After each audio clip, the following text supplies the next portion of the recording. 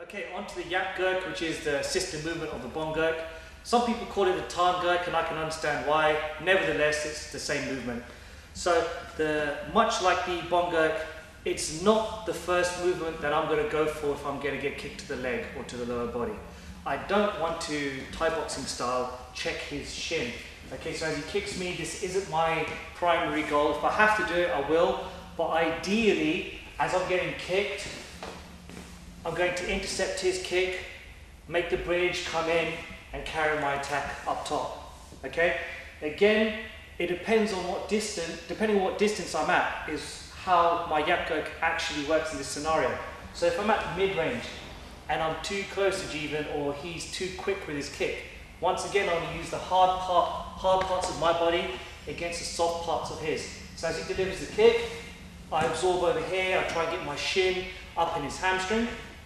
I can actually attack his hamstring if I want to, and using my shin or my ankle, okay, or the foot. Now, if I'm at closer range, okay, we're in this clinch situation over here.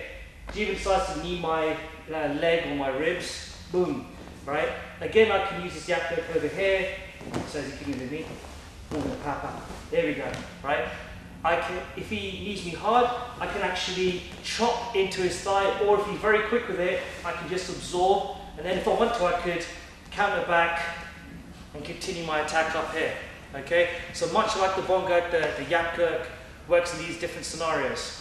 Now, although this isn't a Thai boxing check, again, because we do a lot of sparring, we find ourselves in a position where we get a lot of guys who are very good at leg kicks. They're very quick, they can set it up in many ways. And when you're tired and you're sparring, you could be in a scenario where he's kicked and it's too late for me to do anything. So I've got to be able to limit the amount of damage. So once again, I can do the Yap Girk and absorb with my whole body over here, okay? Give me a bit of pressure. So you see I can absorb him here. Exhale over here. And from here, as I absorb, I can come back and carry with my punches. It's much better than just taking a kick or fruitlessly trying to do some kind of hand motion or thinking in a perfect world that this is never going to happen. You know, your footwork's going to be so quick that no matter how quick he kicks, I can, you know, somehow avoid the situation. It happens.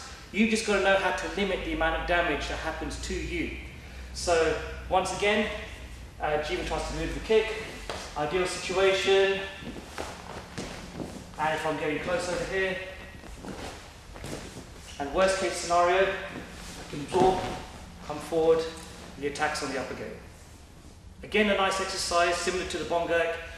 It is at the lower body rotation, so again we're training the supporting leg, its stability and strength, as well as developing the dexterity and strength of the working leg.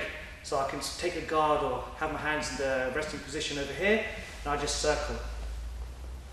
Circle out. If you have a mat like this, again you can touch the floor until you get your balance right, and then you can just start doing even, smooth circles.